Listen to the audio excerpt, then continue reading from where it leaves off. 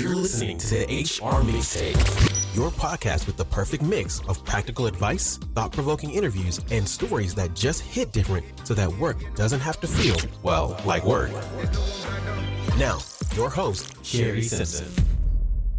Joining me today is Dr. John Austin, the Dean of the University of New England Honors College and a partner at Dynamic Foresight. John, thank you so much for sitting down with me today. Absolutely. It's my pleasure. So we are here at SHRM at 24 and we're on the expo floor. It's such a great day. It's the last full day of the expo. So I'm so glad that we were able to do this. You know, you have an interesting background. You spent much of your career working on issues of change leadership, but you changed to what you're doing now and shifted your focus on strategic foresight. Tell me about that. Sure. And to be clear, I still do change leadership. I love it. It's been what I've been working on my full career. Really what it is that a lot of my writing has been in the area of change. So it's what a lot of people know me for. And for your audience, probably it's that I did work with, I wrote the report for SHRM Foundation on leading change for HR professionals. Yeah. And so I still do that. I love that. I will never say no to helping organizations help their employees become better change leaders. In the background, for the last 18 years, I've also been doing work in the foresight field. The only thing is I only wrote one book chapter on it, and that was back in 2015. But back in 2006, I started working for a strategic consultancy that was known for scenario planning and managing uncertainty. And through that work, I started to realize that this foresight work, based on my organization development background, was really transformative in the way it helped change the framing of leaders and their mindsets towards creativity and innovation. So really, since then, I've been trying to figure out how can you take this tool, which was designed for strategic planning, and really use it in a way that is less labor intensive and more cost effective as a way to really help transform leaders' mindset. So that's why I'm so excited about it. I see it as something that works as well as a lot of the OD tools that we have to do this. It just was developed outside of organization development. Yeah. How do you help employees get to a place where they can be comfortable living in uncertainty? I feel like going through, the height of the pandemic and the speed of change that we live in now, there's a lot of uncertainty all the time. How do we help our employees live in that? Well, that's a great question. And I think the first thing to think about is where that comes from. And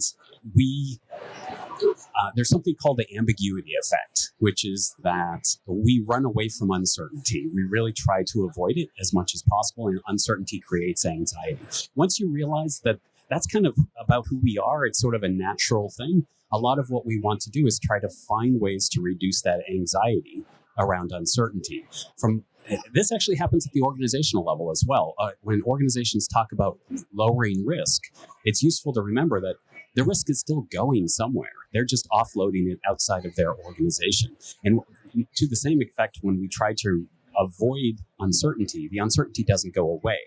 We just don't look at it. Right. So what I would say, that's kind of a long setup to a really quick answer, which is really what we want to do is look directly at the uncertainty and engage with it. And that really gives us a level of control over understanding what we should be looking at to monitor it and do that type of work.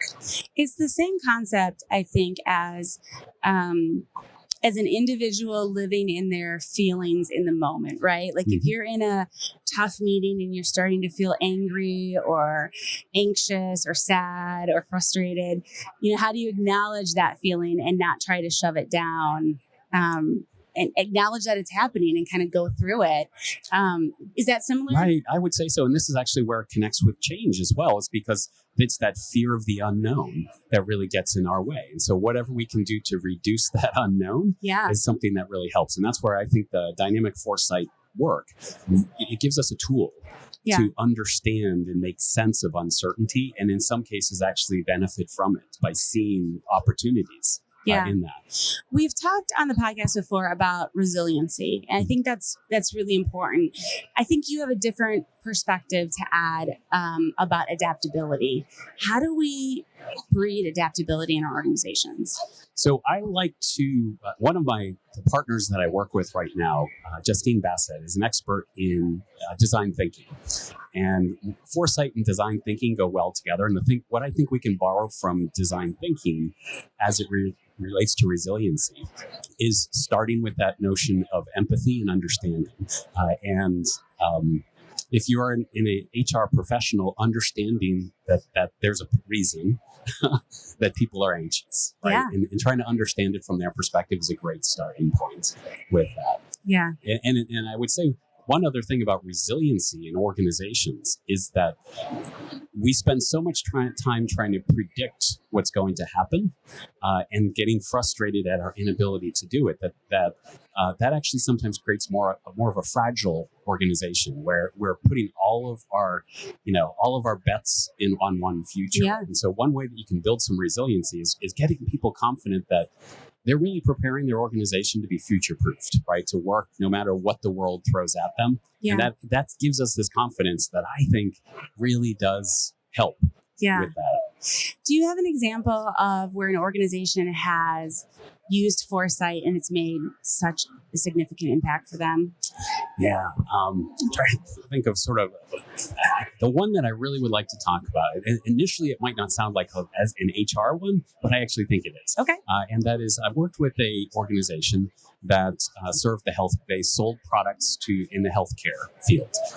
And I actually worked with their sales organization, and we did a sort of future design work, not for their organization, but for the organizations they served. So we just developed their sales force developed a whole bunch of futures for their customers to understand their customers. And what this allowed that sales force to do is to go in and speak with their customers instead of as a salesperson, as a strategic partner who in many cases understood the future of their customers' industry better than they did. And where the HR angle on this comes in as well as what we found is that actually also increased the engagement and the excitement of the sales force, that they really felt like they were partnering to help their clients, not just by selling them a product, but by helping them think strategically.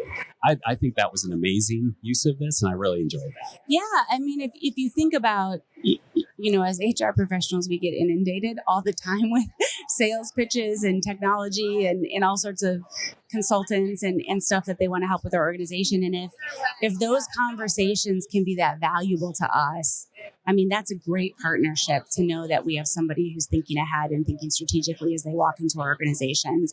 And it's not just about the sale. You build that relationship with that person. So that's a great example. I love that. What are some examples or trends that you've seen HR professionals track over, recent years and as we go forward? What are some things that, you're already seeing that you're like, hey, HR really needs to be paying attention to this? Yeah. So there's, this is an interesting moment to ask that question because this is now the third professional conference I've been to in the last month and a half or so. And I swear that I've just gone to 3 AI conferences. For real, yes. Everyone is so focused on AI as the big thing and the big trend. And I don't want to downplay that. It is really important for us to understand it and to really work with that in some ways. But I do have a sense of sort of, as someone who looks at trends, it might be taking up all the oxygen in the room right now. And so there's two trends that I'm seeing when I talk to non-HR audiences as they try to understand their futures that I think really might be interesting. One of them is, and this might not be a surprise to your audience, but that one of them is that there does seem to be something fundamentally different about employees who are now just entering the workforce. And one of the things that stands out to me because of my background in organization design, I do think there's something real about the career intentions of new employees that may not be interested in the career tracks that generations before them have had. Yeah. And I think organizations that can get ahead of that could really benefit. And then the second one is another thing that was taking up all of the oxygen before AI. And I do think it also represents a fundamental shift, and that's the return to work and the work from home discussion. I do think that we're in the midst of a uncertain readjustment of the role of work in a person's life. And that's an uncertainty more than a trend that I think we all need to study and be aware of.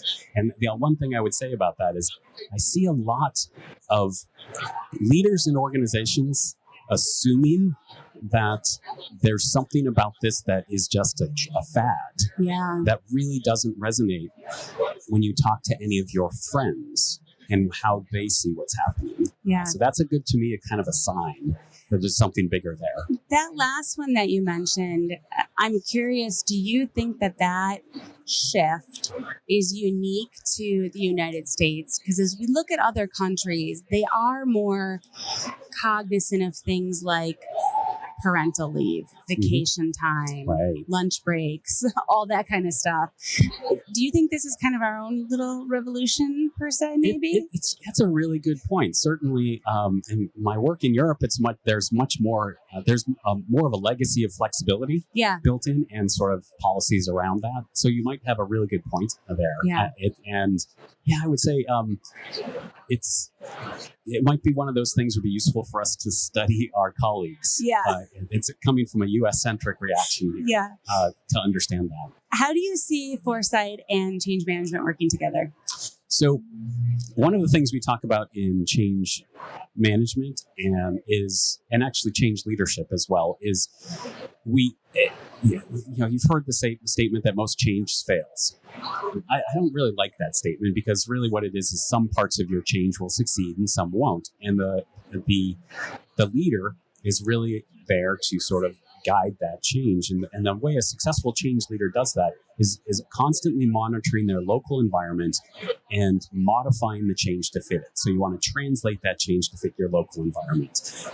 What foresight is all about is taking a much more humble approach to being able to predict where things are going. And so if you think about that, the tools that make you good at developing foresight skills are really about trying not to force a future, but understand how you adapt.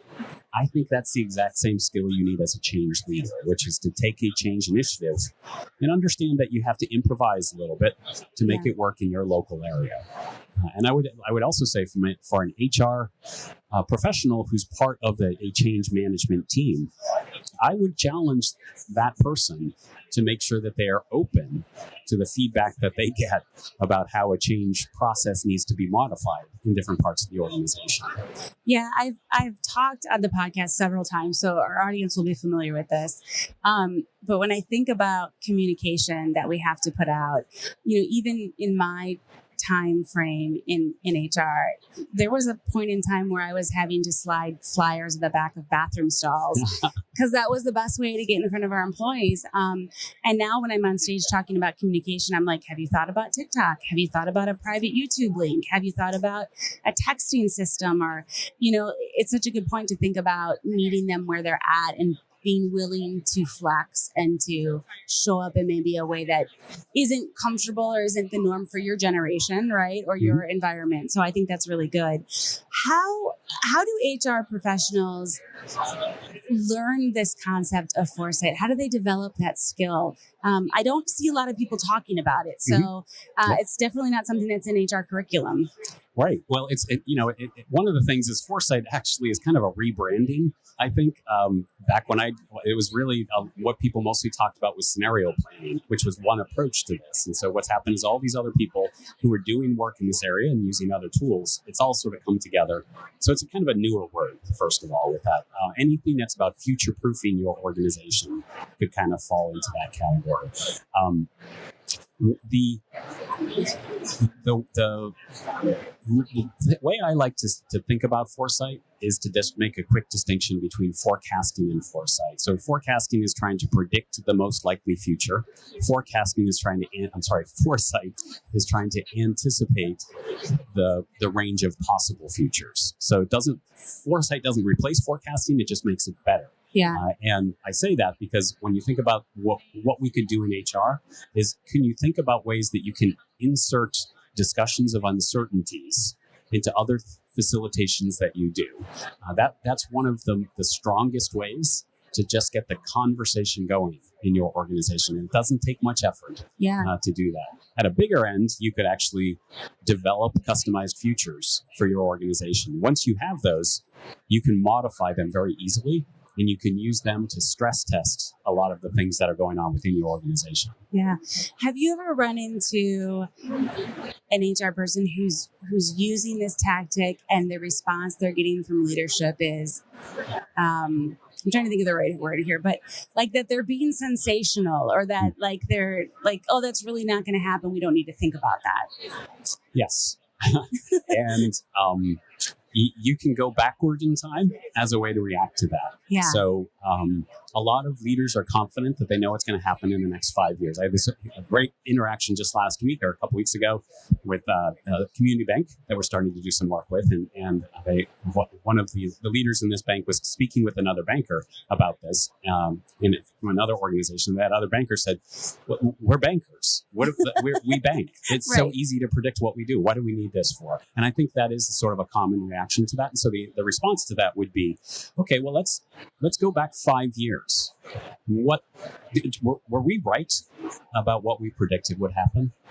And that's probably enough. Yeah. Right? And then the other part of that, from a revenue perspective, is for many of your organizations, the more that if you can just see a shift 6 months before your competitor, what sort of a strategic advantage would that give you? Right. And that's what we're talking about very often when we do this work. Yeah. One of the things that HR is uniquely positioned to do is to be a really great strategic partner to the business. I think it is our next talk track.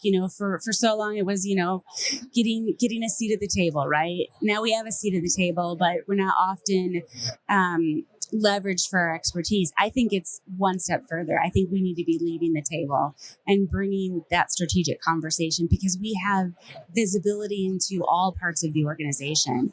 How have you used foresight in your conversations with HR leaders to help them align their strategy with really what the business is wanting to do, so that they show up as business strategists who have HR skills?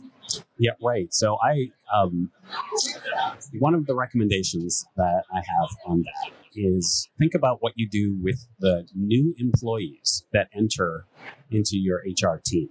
One task that you might want to consider giving them is to have them build a future map for their organization. So not for HR, but for their organization. And what you can then do with that is basically train your entering employees to understand the strategic need of the organization, often better than people who've been in that organization for years. Yeah. So you could do that with an entire HR team as well. I just find it fun to allow your newer employees to have that confidence that they see the big strategic issues with that. Yeah.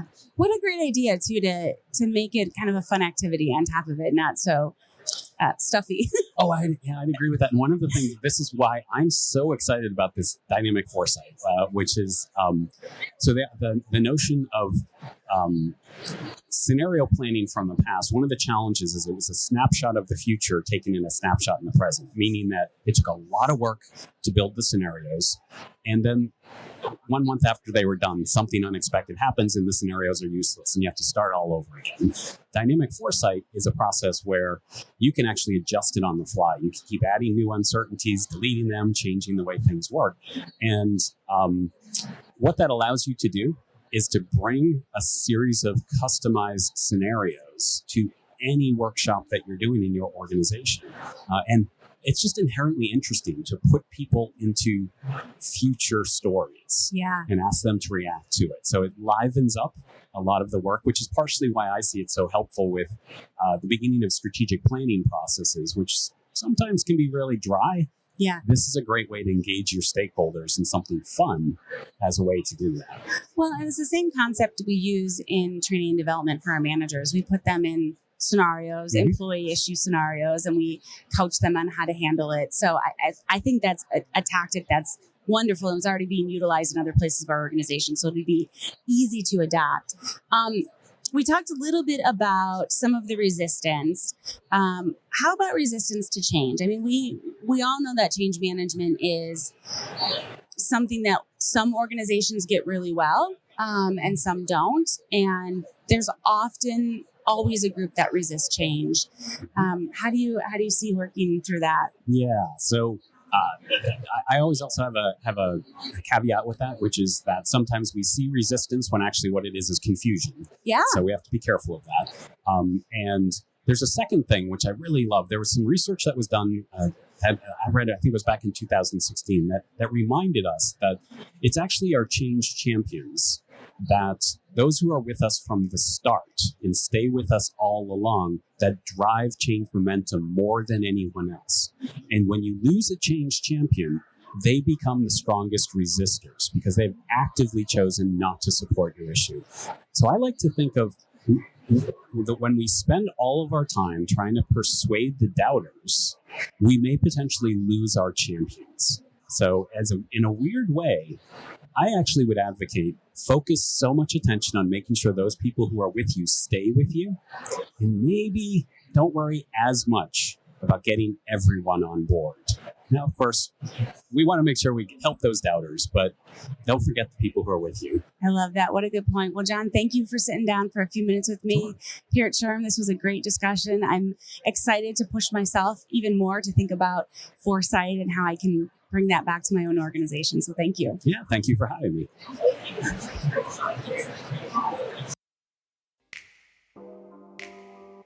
I hope you enjoyed today's episode. You can find show notes and links at thehrmixtape.com. Come back often and please subscribe, rate, and review.